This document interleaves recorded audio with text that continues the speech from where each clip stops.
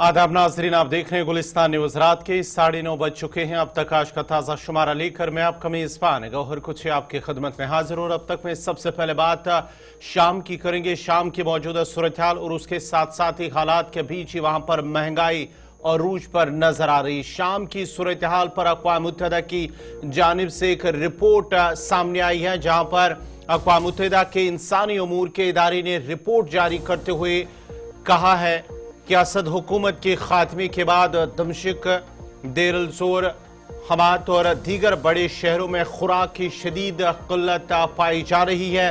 Idlib, हलब में 27 नवंबर से 9 दिसंबर यानी कि गुज़िश्ता रोज तक रोटी की कीमत में 900% इजाफा हुआ है और इसके साथ साथ ही मुर्गी की कीमत में तकरीबन 119% का इजाफा हुआ है, जबकि बुनियादी जरूरियात की अशिया तक रसाई शदीद मुतासिर हुई है। कनीतरा देरा जोर में खुराक की तकसीम का अमल भी मुतासिर हुआ है। माशी अदम इस्तेहकाम के नतीजे में दुकानें बंद है, ताजिर अजनास जखीरा कर रहे हैं, जबकि तबका में कम से कम 6000 खानदानों को फौरी खुराक की इमदाद की जरूरत है। रिपोर्ट के मुताबिक अमरीकी वज़ीर ख़ारिजा एंटनी ब्लिंकन जुमे को तुर्किया का दौरा करेंगे। अमरीकी वज़ीर ख़ारिजा दौरे के दौरान तुर्क हम मनसब से मुलाकात करेंगे, जिस दौरान शाम की सूरत हाल पर तबादुले ख्याल मुतवक्का है। लेकिन सूरत हाल शाम के अंदर जहां पर असद हुकूमत गिरने के बाद ही वहां पर हालात काफी कशीदा और इन हालात के बीच अब महंगाई भी अरूज पर है। तकरीबन 900% का इजाफा हुआ है, जो फिलहाल अक़वाम मुत्तहिदा की जानिब से एक रिपोर्ट सामने आई है।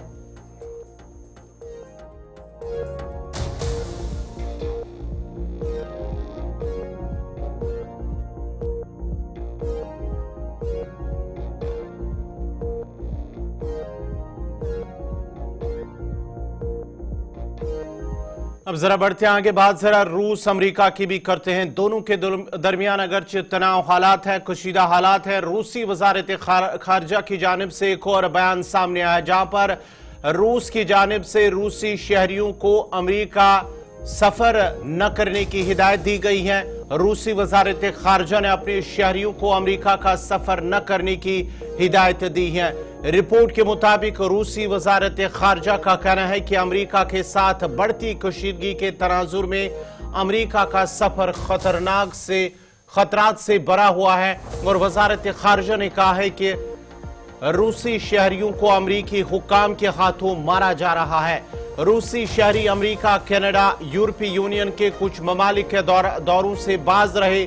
बाज़ाब्ता तौर पर वजारत खारजा रूस की जानिब से इस हवाले से बयान सामने आया है, जहां पर रूसी वजारत खारजा का कहना था कि आलमी बरादरी, उसके साथ साथ ही उन्होंने शाम के हवाले से भी बात की है कि आलमी बरादरी शाम में सूरत हाल को मुतासिर करने वाले इश्तियाल अंगेज बयान से बाज रहे। शाम में रूसी सहूलियात के तहफ़्फ़ुज़ के लिए आलमी उसूलों को लागू किया जाना चाहिए, रूसी वजारत खारजा की जानिब से बयान सामने आया, जहां पर उन्होंने रूस ने अपने शहरियों को अमेरिका और दीगर कई ममालिक का सफर करने से गुरेज करने की हिदायत दी है। उनका मानना है कि रूसी शहरियों को वहां पर मारा जा रहा है।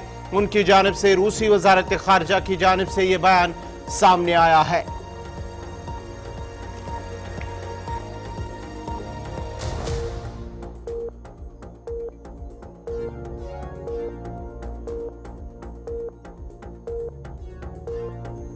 चलिए अब जरा बात अफगानिस्तान की भी करते हैं, क्योंकि अफगानिस्तान की कैपिटल काबुल के अंदर एक धमाका हो और धमाके के दौरान एक वजीर की हलाकत हुई। अफगानिस्तान के दारुल हुकूमत काबुल में धमाका हुआ, जिसमें अफगान वजीर बराए महाजरीन खलील उर रहमान हक्कानी जाम बाग हो गए हैं। खलील उर रहमान हक्कानी के जाम बाग होने से मुतल्लिक भतीजे अनस हक्कानी की जानिब से इस खबर की तस्दीक कर दी गई है कि धमाके में उनकी मौत हुई है। और रिपोर्ट के मुताबिक अफगान दारुल हुकूमत में होने वाले एक खुदकुश धमाके में तालिबान के पनागुज़ीन वजीर हलाक हो गए हैं। वजारत दाखिला के हुक्काम ने बताया है कि धमाका वजारत के अंदर हुआ और उसमें पनागुज़ीनों के वजीर खलील हक्कानी हलाक हो गए। अफगान में 3 साल कबल तालिबान के इख्तियार में आने के बाद धमाके की जिम्मेदारी फौरी तौर पर किसी ने अभी तक कबूल नहीं की है। खलील हक्कानी सिराजुद्दीन हक्कानी के चचा है, जो कि कायम मकाम वजीर दाखिला है और जो तालिबान के अंदर एक ताकतवर नेटवर्क की क़यादत करते हैं। आपको बताते चले कि खलील उर रहमान हक्कानी नेटवर्क के सीनियर रहनुमा है और माना जाता है कि इस धमाके के दौरान दीगर कई अफराद भी हलाक हुए हैं। माना जाता है कि 6 से ज्यादा अफराद इस धमाके में उनकी मौत हुई है, लेकिन अभी तक इस हवाले से कोई तस्दीक नहीं हुई है कि कितनी तादाद इस धमाके के अंदर हलाक हुई है। लेकिन हक्कानी की जो हलाकत है उसकी बाज़ाब्ता तौर पर खलील उर रहमान हक्कानी के जांबाक होने की तस्दीक हो चुकी है।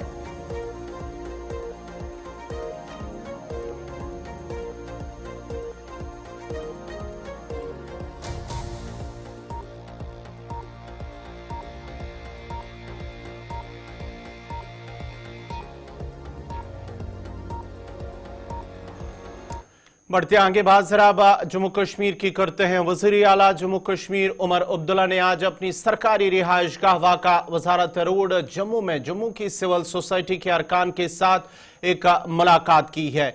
जम्मू कश्मीर के वज़ीर आला का ओहदा संभालने के बाद ये जम्मू की सिविल सोसाइटी के साथ उनकी पहली मुलाकात थी। इस मौके पर उमर अब्दुल्ला ने इस बात का अदा किया कि उनकी हुकूमत जम्मू कश्मीर के तमाम शहरियों की नुमाइंदगी करती है, चाहे उनकी सियासी वाबस्तगी कुछ भी हो। यह जम्मू कश्मीर के हर शहरी की हुकूमत है। दरबार मुल्क के बारे में खदशात को दूर करते हुए वज़ीर आला उमर अब्दुल्ला ने इस रिवायत को बरकरार बहाल करने के लिए अपनी हुकूमत के आज़म का अदा किया है। कुछ चीज़ों को महज माली लिहाज से नहीं तोला जा सकता। दरबार तहरीक जम्मू कश्मीर के इत्तेहाद और जामियत की अलामत है। ये एक रिवायत है जो इस बात को यकीनी बनाती है कि गवर्नेंस दोनों खित्तों के लिए काबिल रसाई रहे।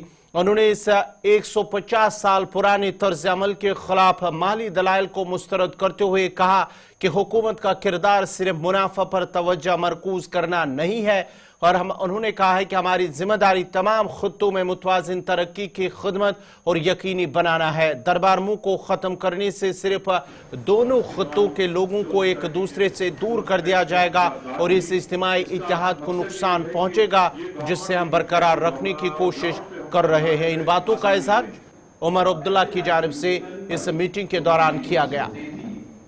लेकिन मैं जानता हूं कि जब हम अगली बार मिलेंगे तब तक हमने कहीं ना कहीं तो शिकायत की गुंजाइश रखी ही होगी और शिकायतें होंगी, लेकिन अच्छी बात है, होनी चाहिए, क्योंकि आखिरकार ये हुकूमत आपकी चुनी हुई हुकूमत है, ये लोगों की चुनी हुई हुकूमत है। हम यहाँ बैठे हैं वो इस बात का नतीजा है कि जम्मू कश्मीर के लोगों ने अपने वोटों का इस्तेमाल किया और हुकूमत बनाने का फैसला किया। और मैंने पहले दिन से कहा कि ये हुकूमत सिर्फ उन लोगों की हुकूमत नहीं है जिन्होंने नेशनल कॉन्फ्रेंस के हक में वोट डाला। ये हुकूमत सिर्फ उन लोगों की हुकूमत नहीं है जिन्होंने वोट का इस्तेमाल किया। ये जम्मू कश्मीर के हर बाशिंदे की हुकूमत है और इसका सबूत आपके सामने है। इस बात के बावजूद कि इलेक्शन के नतीजे जब आए तो ये तो हमें मान के चलना होगा कि आम तौर पर मासिवाय एक आध सीट के एक रीजनल डिवाइड सा जो है वो मैंडेट के तौर पे पैदा हुआ और उस वक्त मीडिया के जरिए ताने भी दिए जा रहे थे, शायद एक तैयारी भी की जा रही थी कि जम्मू को इग्नोर किया जाएगा, जम्मू की आवाज़ इस हुकूमत में होगी नहीं और उस चीज़ का शायद इस्तेमाल किया जाएगा जम्मू के जज्बातों को उछालने के लिए और यहाँ माहौल को थोड़ा ख़राब करने के लिए।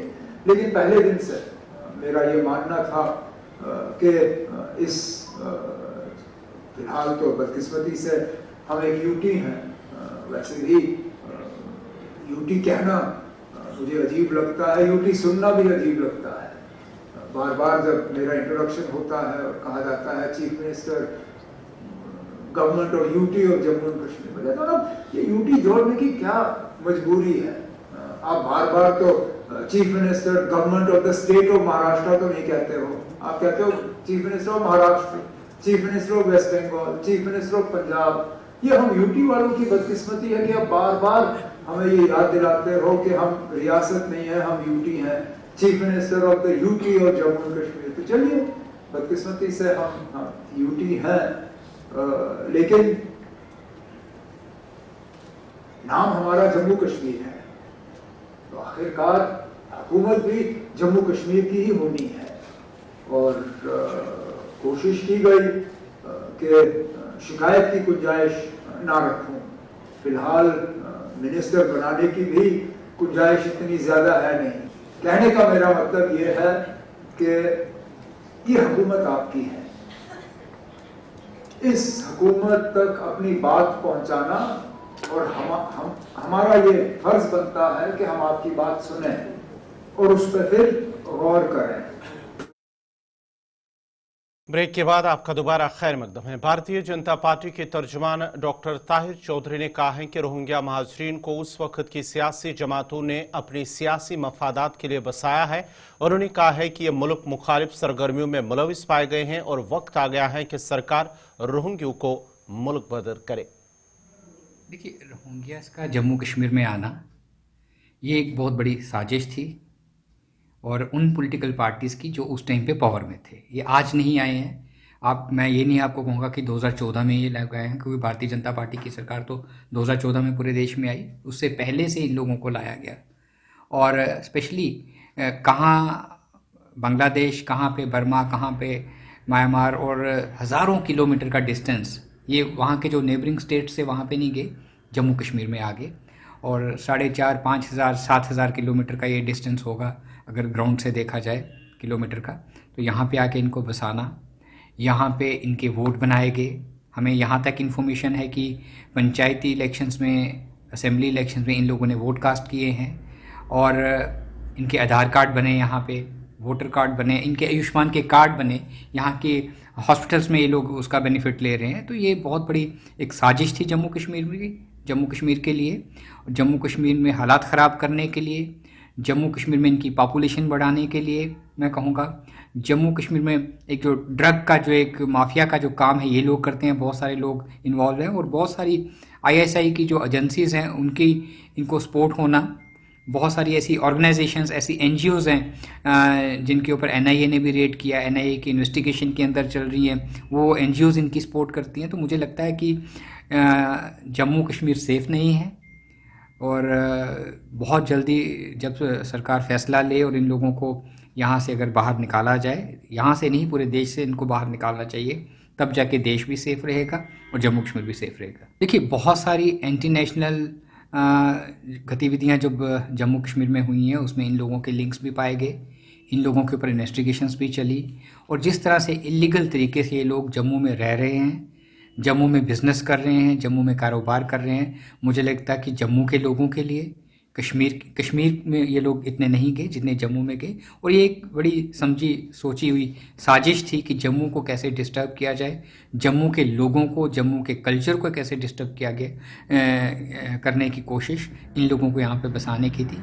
उस टाइम के जो लीडर्स थे, अब मैं नाम नहीं लूँगा इस टाइम पे, जिन पॉलिटिकल पार्टीज़ की सरकार थी उस टाइम पे, उनके लीडर्स की इन्वॉल्वमेंट इसमें रही है। उन्होंने खुद होके उनको जम्मू में नरवाल के आगे पीछे बसाया गया, इनके राशन कार्ड बनाए गए, इनके वोट्स बनाए गए और ये सोच के बनाए गए कि जब वोट कास्ट होंगे तो उस एक पार्टी को इनके वोट्स मिलेंगे और वो लोग।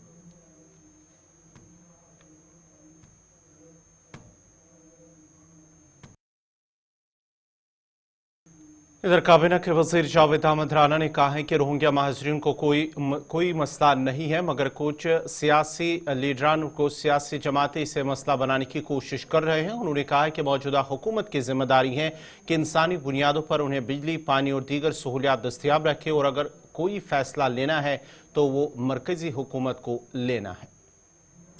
देखिए, रोहिंग्याज को लेके एक इशू बनाया जा रहा है, कोई रोहिंग्याज का कोई इशू नहीं है। गवर्नमेंट ऑफ इंडिया ने यहाँ रोहिंग्याज के लोगों को पनाह दी हुई है और जब भी ये फैसला गवर्नमेंट ऑफ इंडिया को लेना है, क्या फ़ैसला लेती है गवर्नमेंट ऑफ इंडिया रोहिंग्याज को लेके, और जो दूसरे लोग यहाँ बैरून ममालिक यहाँ आके आबाद हुए हैं, बहुत से हैं। जहाँ तो आपने तो कॉलोनीज रिकग्नाइज की हैं, जम्मू में भी की हैं, बाहर के लोग जो हैं आउट ऑफ कंट्री हैं। तो रोहिंग्याज का भी एक इशू है, वो गवर्नमेंट ऑफ इंडिया को देखना है। मैं पहले भी कह चुका हूँ, जहाँ तक उनका पानी बिजली या खान पान है, ये अनह्यूमैनिटेरियन ग्राउंड हमें से सोचना है। हम किसी का हवा पानी बंद नहीं कर सकते हैं। इंसानी नाते पे हमें कुछ चीज़ें जो हैं वो करनी पड़ती हैं, इखलाकी तौर पे हमें कुछ चीज़ें करनी पड़ती हैं, इंसानी नाते हमें कुछ चीज़ें करनी पड़ती हैं। हम एक डेमोक्रेटिक मुल्क में रह रहे हैं, जम्मू एक डेमोक्रेसी है, लोगों के फंडामेंटल राइट्स हैं। फंडामेंटल राइट्स को कोई भी ताकत जो है, कोई भी सरकार, कोई भी हुकूमत, कोई भी एजेंसी तलफ नहीं कर सकती। देखिए, रिप्रेजेंटेटिव आए और किसी ने मना किया, हमारे नॉलेज में तो कोई ऐसी बात है नहीं है। मैंने जहाँ तक ये कह दिया कि हमें इंसानी नाते कुछ फैसले लेने पड़ते हैं। और आपका दोबारा खैर मकदम है। रुकन असम्बली मंजाकोट मुजफ्फर खान ने गुलिस्तानियों से बात करते हुए कहा है कि सुप्रीम कोर्ट में रियासत के दर्जे को लेकर एक डॉक्यूमेंट फाइल कर दिया गया है और अगर मरकजी सरकार ने जम्मू कश्मीर को रियासत का दर्जा नहीं दिया तो इसके खिलाफ लोग सड़कों पर उतरेंगे। उन्होंने कहा कि सरकार ने जल्द रियासत का दर्जा देने की बात की थी, लेकिन 1 बरस मुकम्मल हो गया और अभी तक बहाली के लिए कोई कदम नहीं उठाया गया। देखिए, हमारा काम है सियासी तौर पर हम फाइट करेंगे इसका, और कोशिश ये है कि फुल फ्लैज जिस तरह की हमारी रियासत 5 अगस्त 2019 से पहले थी, वही रियासत हमको वापस मिले। हमारी कोशिश तो यही है। मैं तो सुप्रीम कोर्ट में दोबारा गया हूँ, वो अभी नहीं बताऊँगा। मैंने कल एक फ़ाइल की है, एक डॉक्यूमेंट सुप्रीम कोर्ट में कल फाइल किया है। वो जब लिस्ट होगा तो मैं आपको बताऊँगा कि भाई जाहिर सी बात है कि सुप्रीम कोर्ट में अटॉर्नी जनरल ने जाकर ये स्टेटमेंट दी थी कि हम बहुत जल्द इनको रियासत वापस कर रहे हैं, लिहाजा आप रियासत का मामला डिस्कस मत करो, इस पर कोई फैसला मत करो। सुप्रीम कोर्ट ने मान लिया था। अब वो जल्द कब होगा? 1 साल तो आज 1 साल हो गया है। 11 दिसंबर 2023 को फैसला आया था 370 वाला, और आज 1 साल हो गया है। 1 साल के बाद भी अभी ये नहीं पता चल रहा कि वो जल्द कब होगा। तो इसलिए मैं कोशिश करूँगा। मैं तो कानूनी भी और सियासी भी जो जंग है मैं जम्मू कश्मीर और लद्दाख हाई कोर्ट ने हुकूमत को मौजूदा रिजर्वेशन पॉलिसी को चैलेंज करने वाली एक अर्जी के सिलसिले में हुकूमत को नोटिस जारी की है। अर्जी में मौजूद रिजर्वेशन पॉलिसी को मनसूख करने का मुतालबा किया गया है, ये कहते हुए कि ये अक़लियत और मसावात के उसूलों की खिलाफ वर्जी करती है।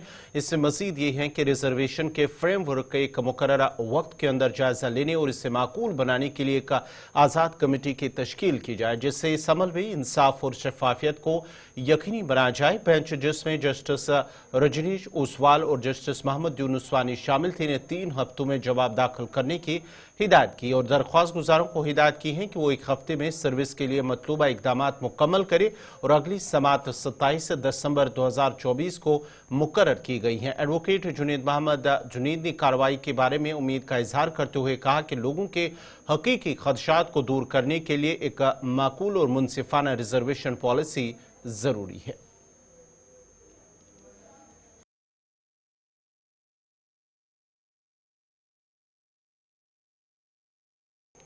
कुपवारा पुलिस ने क्रालगुंड हंदवारा में एनडीपीएस एक्ट के तहत एक मंशियात फरोश की जायदाद जब्त कर ली है। काजियाबाद क्रालगुंड के बदरा पायीन में याजा मदलून, जिसे रियाज बदरा के नाम से भी जाना जाता है, की जायदाद जब्त कर ली गई है। जब्त की गई जायदाद में 2 मंजिला शॉपिंग कॉम्प्लेक्स भी शामिल है, जिसे narcotic drugs and psychotropic substances NDPS act 1985 के तहत जब्त किया गया है। इधर तहसीलदार ने कहा है कि क्रालगुंड पुलिस के जरिए की गई तहकीकात तफ्तीश के दौरान जायदाद की शिनाख्त गैर कानूनी तौर पर हासिल की गई जायदाद के तौर पर की गई है और यह जायदाद मालिक की तरफ से नशावर अद्वियात और साइकोट्रॉपिक मादों की गैर कानूनी स्मगलिंग से हासिल की गई थी। बदरा में आज डिस्ट्रिक्ट एडमिनिस्ट्रेशन और तहसील एडमिनिस्ट्रेशन और डिस्ट्रिक्ट पुलिस हंदवारा और स्टेशन हाउस ऑफ क्रालगुंड की तरफ से एक एनडीपीएस कानून के तहत जो 1985 का है, हमने एक प्रॉपर्टी आज अटैच की। ये एक रियाज अहमद लोन सनाउल्ला और बदरा तहसील क्रालगुंड डिस्ट्रिक्ट कुपवारा की है, जो NDPS एक्ट में मुलविस है और शायद बंद भी है वो, तो अंडर। इधर पूंछ पुलिस ने पोठा के इलाके में मामूल की कार्रवाई के दौरान 6 ग्राम हेरोइन नुमा मादा बरामद किया है। पुलिस स्टेशन सुरनकोट के तहत मोहड़ा बच्चाई की रिहायशी शकील अहमद के नाम से मुश्तबह शख्स को मौके पर ही गिरफ्तार कर लिया गया है। ये कार्रवाई इलाके में मशकूक सरगर्मियों के बारे में मखसूस इंटेलिजेंस से मालूमात की बुनियाद पर की गई है। पुलिस टीम ने मुश्तबह शख्स को रोका और तलाशी के दौरान ममनुआ मादा बरामद कर लिया है। शकील अहमद को मजीद तफ्तीश के लिए तहवील में ले लिया गया है और एक केस दर्ज करके मजीद तहकीकात शुरू कर दी गई है।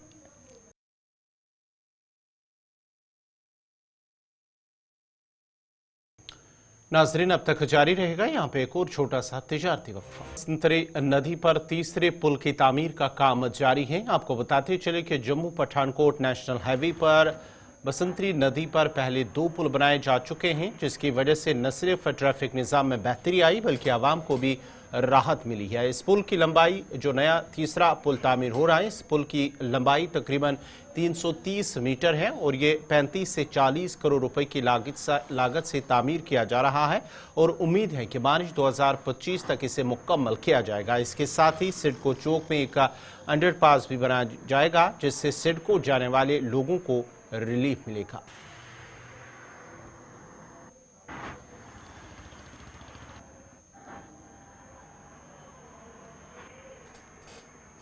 ये पुल जो है ये हमारा 330 मीटर लंबाई में रहेगा। ये 2 ब्लैक स्पॉट्स को कवर करेगा। एक तो हमारा सिडको चौक आ गया, दूसरा हमारा मानसर मोड़ में आ गया। जिस भी ट्रैफिक ने अगर मेन कैरेजवे से जाना होगा वो यहाँ पे नहीं, रैंप दिए जाएंगे यहाँ पे दोनों ब्लैक स्पॉट्स पे, वो रैंप के थ्रू यहाँ पे उतर जाएंगे सर्विस रोड पे, और जिन्होंने वाया सांबा नहीं जाना वो सीधा मेन कैरेजवे से जा सकते हैं। बेसिकली इस पुल का यही एक मोटिव रहेगा, जितने एक्सीडेंट्स हैं उनको कम किया जाए, क्योंकि अभी सर्दियों का टाइम भी है। हम भी यहाँ पे रोज फेस करते हैं कि आए दिन यहाँ पे ब्लैक स्पॉट्स पे एक्सीडेंट्स हुए होते हैं, उसकी वजह से हमें भी काफ़ी दिक्कत आती है। तो हम भी ना फेस करें और कोई भी ना करे, इसलिए हम ये पुल को कंस्ट्रक्ट करते हैं। तैयारों को ऐसी एस्टिमेटेड कॉस्ट आपकी अराउंड 35 to 40 करोड़। अच्छा, 35 से 40 करोड़ के बीच में। तो कब तक ये पुल बनकर तैयार हो जाएगा? हमारी तो कोशिश है कि ये काफ़ी मतलब ठंड की वजह से हमारी कोशिश दिन रात लगी रहती है कि ये मार्च एंडिंग तक खत्म हो जाए हमारा। ये जो हाईवे है, आपने देखा कि जो कटरा एक्सप्रेस हाईवे बन रहा है वो तो बाहर से निकल रहा है, सांबा टाउन में नहीं आ रहा है। लेकिन जो हमारा पुराना हाईवे जिस पे आज भी गाड़ी चल रही है, तो उसमें भी ट्रैफिक जो है हम एक्सपेक्ट करते हैं कि काफ़ी रहेगी, और क्योंकि पॉपुलेटेड एरिया है सांबा तो वहाँ आएगी। उसको ईज आउट करने के लिए तीसरा पुल वहाँ पे बन रहा है। बेसिकली क्या है कि मिनिस्ट्री ऑफ जो रोड ट्रांसपोर्ट है, इनका ये है कि कहीं भी जो रोड्स इनकी बनी है, हाईवेज बने हैं, वहाँ पे अगर कोई ब्लैक स्पॉट्स हैं जहाँ पे आपको लगता है कि एक्सीडेंट प्रोन है, रिस्की है, तो वहाँ पे ये एडिशनल फीचर्स ऐड करके, स्ट्रक्चर्स रेज करके तो उनको रिमूव करते हैं। ये उसके तहत ही एक ब्लैक स्पॉट है, क्योंकि आप देखते हैं सिडको की गाड़ियाँ आती हैं नीचे से, उनको किस तरफ घूम के जाना है, और वो बड़े बड़े ट्रक्स भी होते हैं, तो उसके लिए ये ट्रैफिक ऊपर से ही ये तीसरा जो ब्रिज बन रहा है, ये एक तो एडिशनल है, जैसा आपने कहा, ये धारणा जो है वो गलत है, ये एडिशनल है। और दूसरा ये क्या करेगा, उस ब्लैक स्पॉट को रिमूव करेगा, सो दैट उन गाड़ियों के चलने के कारण कोई हमारी ट्रैफिक में कोई रुकावट ना आए, और दूसरा हमारे जो कोई इसके रिस्क थे एक्सीडेंट वगैरह के, वो इससे खत्म हो जाएं। जैसे कि ठीक तस्वीरें आप देख सकते हैं कि यहाँ पर बसंतर दरिया पर तीसरे पुल का निर्माण हो रहा है। आप देख रहे हैं कि ये अब 3 पुल हो जाएंगे। मैं इस तरफ अगर तस्वीर आपको दिखाऊं तो ये टुवर्ड्स कठुआ सांबा की ओर जाने वाली ट्यूब है, यानी ये एक पुल ये है। इसी के साथ पुराना पुल जो बसंतर दरिया पर बना था वो ये पुल है, जो कि ट्रैफिक यहाँ से टुवर्ड जम्मू की ओर जा रही है। और तीसरे पुल का निर्माण जिस तरह से शुरू हुआ है, तो ये एक बड़ी सौगात सांबा के लोगों को तो मिलेगी ही मिलेगी, लेकिन हाईवे पर चलने वाले तमाम लोगों को ये सौगात मिलेगी। और उसी के साथ साथ ट्रैफिक कंजेशन से आपको राहत मिलेगी। सड़क हादसों में काफ़ी ज़्यादा गिरावट आएगी। सड़क हादसों का ग्राफ गिरेगा जब ये तीसरा पुल बसंतर दरिया पर तैयार होकर जो है वो जनता को समर्पित कर दिया जाएगा। लेकिन मैं आपको बता दूं कि इसकी कुछ स्पेसिफिकेशंस है, वो यहाँ की टेक्निकल टीम जो इंजीनियर्स काम कर रहे हैं उनसे जानेंगे कि कितना लाभदायक साबित होने वाला है ये तीसरा पुल। लेकिन एक धारणा जो लोगों ने शायद अपने से ही बनाई थी कि ये जो काम यहाँ पर पुल का चल रहा है, तो शायद पुराना पुल जो है बसंतर के ऊपर जो बना है उसे तोड़ दिया जाएगा। लेकिन आपको क्लियर कर दें कि कोई भी पुल यहाँ से टूटेगा नहीं। जो पुराना पुल है वो भी चलेगा, और ये पुल तो चल ही रहा है, लेकिन इसी बीच सेंटर में ये तीसरे पुल का निर्माण हो रहा है, तो ये काफी ज्यादा कारगर सिद्ध होने वाला। और यहाँ तीसरे पुल का निर्माण शुरू हो चुका है, जल्द ये निर्माण कंप्लीट हो जाएगा और जनता के लिए ये पुल जो है वो थ्रू कर दिया जाएगा। फिर कहूंगा कि मानसर मोड़ जब आप पहुंचते हैं, आपने सांबा या कठुआ जाना है तो सांबा के लिए आप सर्विस लेन में आ सकते हैं, और अगर आपने कटानकोट की तरफ जाना है तो आप लोग इसी पुल से आगे थ्रू होकर चले जाएंगे। इसी के साथ ये सर्विस लेन आपकी रहेगी जम्मू। सीआरपीएफ की 35 बटालियन की तरफ से ऋषिपुरा बडगाम के एक निजी स्कूल में करीब 130 लड़कियों में सर्टिफिकेट तकसीम की गई हैं और ये सर्टिफिकेट उन लड़कियों में दी गई जिन लड़कियों ने मुख्तलिफ कोर्सेज में शिरकत की थी। इस मौके पर 35 बटालियन सीआरपीएफ के सीओ के अलावा सीआरपीएफ अफसरान भी मौजूद थे। लोकल यूथ को सेल्फ एम्प्लॉयड ट्रेनिंग, यहाँ कुल 3 कोर्सेज का कंप्लीशन था। एक था हैंड एम्ब्रॉयडरी जिसमें 50 लड़कियां थीं, और एक था सेल्फ टेलरिंग उसमें 50 लड़कियां थीं, और एक असिस्टेंट ब्यूटी थेरेपिस्ट जो टोटल 30 लड़कियां थीं। तो कुल ये 3 प्रोग्राम था जिसका आज हमने क्लोजिंग किया है। और हमारा मकसद यही है, गवर्नमेंट ऑफ इंडिया का मकसद यही है कि स्किल ट्रेनिंग, स्किल इंडिया के तहत स्किल ट्रेनिंग लोगों को दिया जाए जिससे वो सेल्फ एम्प्लॉयमेंट कर सकें, अपना और अपने परिवार का सहारा बने, पैसा कमाएं और आत्मनिर्भर बने, ना कि किसी दूसरे के पास जाके नौकरी करें। ये जो तीनों कोर्सेज थे ये फीमेल ओरिएंटेड थे, और मुझे बड़ा अच्छा लगा कि लड़कियों ने, महिलाओं ने बहुत बढ़ चढ़ के इसमें हिस्सा लिया। जब हमने इसमें किया था तभी हमने देखा कि सभी लड़कियां, सभी एज ग्रुप की लड़कियां थी और सभी डिफरेंट बैकग्राउंड लड़कियां भी थी। ये निश्चित तौर पर इनको बहुत हेल्प करेगा स्किल डेवलपमेंट, उनको आत्मनिर्भर बनने के लिए। ये ट्रेनिंग एक लड़की के लिए बहुत जरूरी है। वो अगर कुछ नहीं कर सकती फिर भी दुनिया को ये दिखा सकती है कि हम भी कुछ कर सकते हैं। इस ट्रेनिंग में हमको ये ब्यूटिशियन का कोर्स मिला।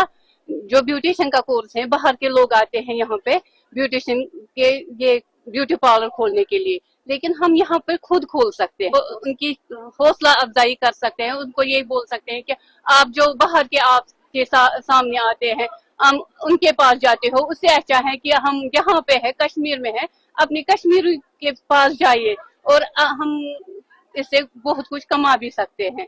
रोजगार कमाने का जरिया है ब्यूटिशियन का, और ये खुद पर डिपेंड हो सकते हैं। जो दूसरे पे डिपेंड होते हैं वो खुद पे डिपेंड हो सकते हैं। टेलरिंग सीखी है, बहुत अच्छा सीखा है, ताकि मैं किसी पे इंडिपेंडेंट नहीं हो सकती हूँ, मैं माँ बाप पे भी नहीं। और मैं हर लड़की को यही चाहती हूँ वो भी कुछ मतलब सीखे, किसी पे डिपेंडेंट नहीं हो सकती है। और मैं सीआरपीएफ फोर्स को शुक्रिया अदा करूंगी जिसने हमें ये मतलब सीखने की कोशिश की। तो मतलब मैं हर कोई लड़की को यही कहना चाहती हूँ ताकि वो किसी पे इंडिपेंडेंट नहीं हो सकती है। मैं टोटल नाज़रीन, इसी के साथ ही अब तक आज का शुमारा इख्तिताम पज़ीर हुआ चाहता है। अपने मेज़बान गौहर कुछे को पूरी टीम के साथ इजाज़त दीजिए। अल्लाह हाफ़िज़।